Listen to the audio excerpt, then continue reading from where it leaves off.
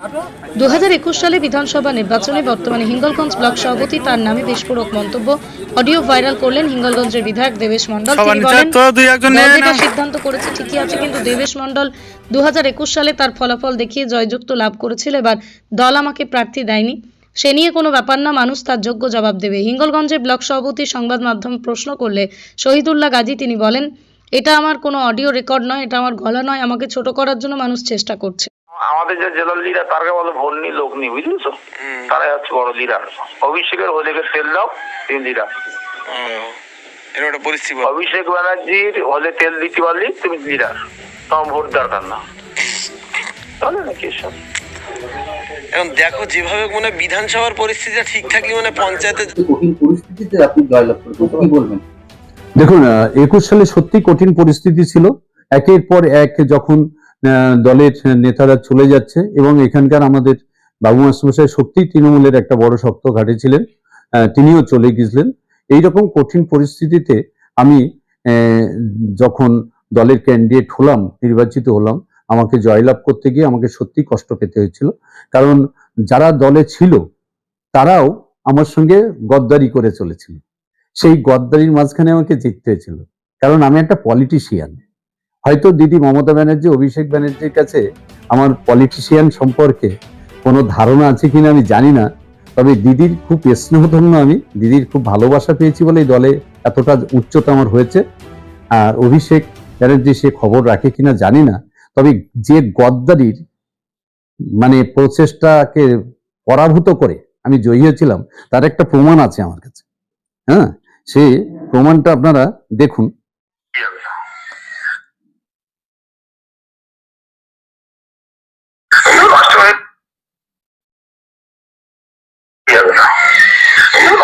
যেভাবে অপমান করেছে তাতে একশোরই তো ইয়ে করার মতো না। সমস্ত বাগান পাল্লি গান্ধুর বলো, বলো, আসমাত বলো, সব চারটি বস্ত্রকে সব এইগুলো, বুঝেছো? আর তাহলে আমাদের যে জেলার লিডার তারকে বলো ভোট নি লোক নি, বুঝেছো? তারা হচ্ছে বড় লিডার। অভিষেকের হলে তেল দাও, তিনি লিডার। অভিষেক ব্যানার্জির হলে তেল দিতে পারলে তুমি লিডার, তোমার ভোট দরকার না। তাহলে নাকি সব এখন দেখো যেভাবে মানে বিধানসভার পরিস্থিতিটা ঠিক থাকলে মানে পঞ্চায়েতে যা এসে মারামারি করা যেত, বিধানসভাটা যদি করে, কিন্তু পুলিশ তো বাংলার পুলিশ কোনো কাজ করবে না, বাংলা পুলিশে কোনো কাজ দিবেই না। এ আছে কালকের আছে তোমাদের সঙ্গে এ করে যাবে, তোমার সঙ্গে চলছে, তোমার সঙ্গে হারিয়ে যাবে। দেখলেন তো, এই পরিস্থিতি জয় করে আমাকে জিততে হয়েছিল। আচ্ছা, এই দলে একটা পোস্টমর্টেম হয় না, কোনোদিনই দলের একটা পর্যালোচনা হয় না।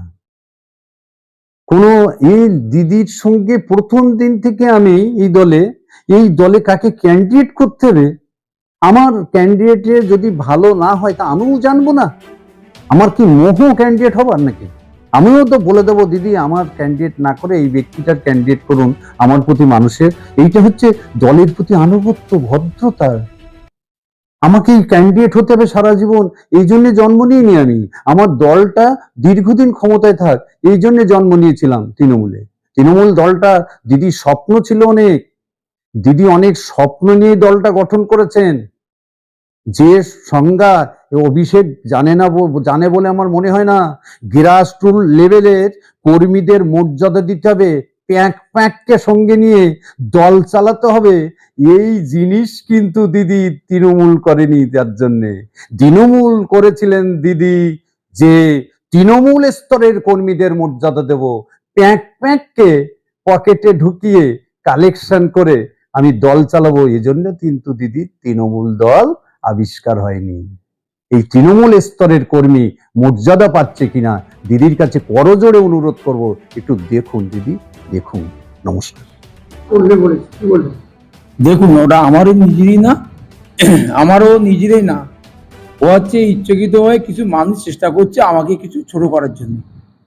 আমার নেত্রী মমতা বন্দ্যোপাধ্যায়, আমার যুবরা আইকন অভিষেক বন্দ্যোপাধ্যায় জানার আশীর্বাদ নিয়ে আমরা দীর্ঘদিন ধরে আজকে 98 সাল থেকে আজকে জনপ্রতিনিধি করছি। তাদের বিরুদ্ধে এ করবো। আর যারা করেছে এরা কখনো মানে কিভাবে আমাকে ছোট করা যায় তাই হচ্ছে বাইরে এইগুলো করে আমাকে চেষ্টা করছে। প্রার্থী ঠিক করেছে দিদি মমতা বন্দ্যোপাধ্যায়, আইকন অভিষেক বন্দ্যোপাধ্যায়।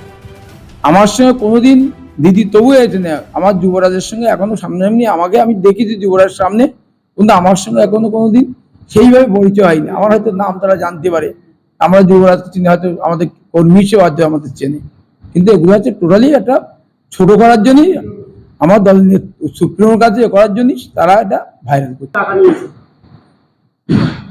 সেটা অভিষেক বন্দ্যোপাধ্যায় আমাদের যুবরাজ, আর আমাদের সুপ্রিম মমতা বন্দ্যোপাধ্যায়, যদি তারা যদি বলতে পারে যে পয়সা দিয়ে এখানে দলের টিকিট দেয়, তাহলে তারাই দুজনে বলবে, এর বিষয়ে আমি আর কি মুখ খুলব।